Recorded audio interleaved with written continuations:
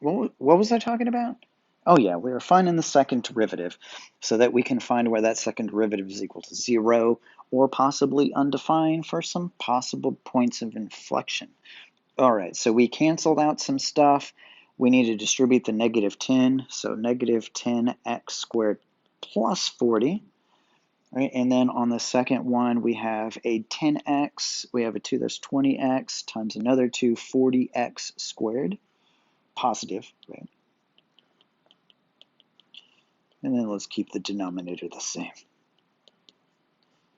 And we can combine some like terms, and I'm going to have 30 of those x squareds, positive 30x squared, plus 40 over x squared minus 4 cubed. And like as far as it goes, maybe I can factor out a 10 across the top.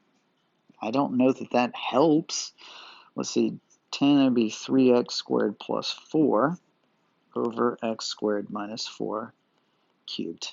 Okay, so as far as where this is equal to 0 undefined, it is undefined at plus or minus 2, but remember that those are asymptotes, so they're not supercritical numbers. They're not potential points of inflection.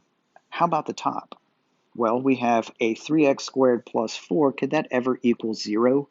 I don't think so. We got 3x squared plus 4. Can it be equal to 0? If you were to subtract over the 4, it's negative, and there's no way you're going to square a number and get a negative number unless it's imaginary, and we're just not. Nope, nope, nope. What this means is that there are no points of inflection, so it is not possible for f double prime of x to equal 0 or be undefined.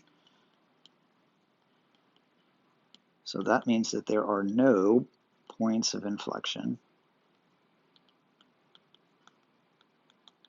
All right, so we were able to conclude that inflection,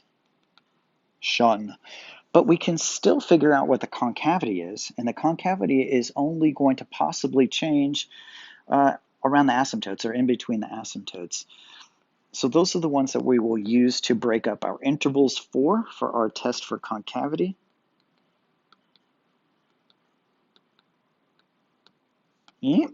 Intervals. All right, we said it's plus or minus 2, so it's negative infinity to negative 2, negative 2 to positive 2, and then our favorite 2 to infinity. And let's pick out a test value in each of these, like a negative 3, like a 0, like a positive 3. Where did they go? If we're talking about concavity, concavity is about second derivative, whether it's positive or negative, so we're going to plug it in there. Let's plug it into this factored form. Shrink this down a little bit so we can see it. Okay, so no matter what, this top here is always going to be positive number. Whatever I stick in here is going to be squared, multiplied times 3, add 4 to it, multiplied times 10. This is always positive up top. If you think about those kind of things, it'll save you some time because you never have to plug anything into the top. It's only the bottom. The bottom can be either positive or negative. It just depends on the value that we're going to plug in for x. So if we plug in a negative 3, that makes this thing a positive 9. Subtract the 4, it's 5. It's going to be a positive number. What's that say? What does that say about f of x? That says that it is cup, concave up. All right, if I stick in a 0, this time sticking in a 0, that's gone. I have a negative 4. Negative 4 cubed is a negative number, indicating that f of x is CD, concave down. And let's see, one last one, a 3. 3 is going to be just like the negative 3 because we're squaring that thing. Still 9 minus 4 is going to be a 5. It's going to be a positive number. Whole thing plus, meaning concave up. And, oh, does that mean that we have ourselves points of inflection at negative and positive too?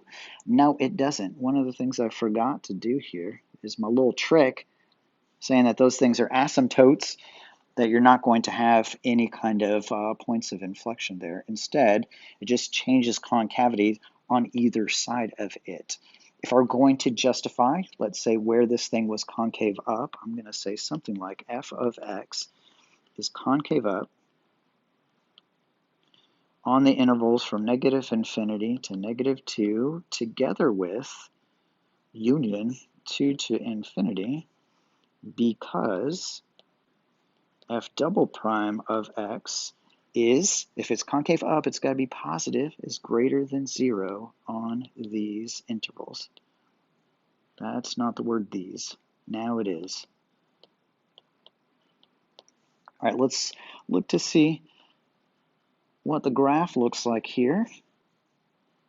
So we have our vertical asymptotes that are plus or minus 2, and here's our rational function, graph of that thing.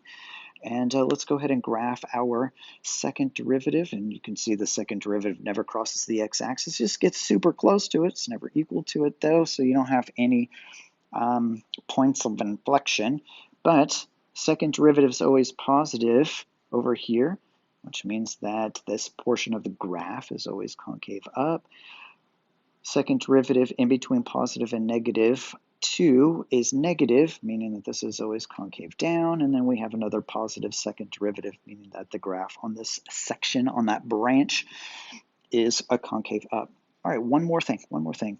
Notice that if you will recall, I'll come back over here looking at the first derivative, we said that it's possible that you have a minimum or maximum at 0, because that's where the first derivative was equal to 0, and we do in fact have ourselves a relative maximum at that point. And notice that it's also concave down. It is bending away from that critical point, making a relative maximum. And that has to do with the second objective on the second derivative test, as we'll see soon.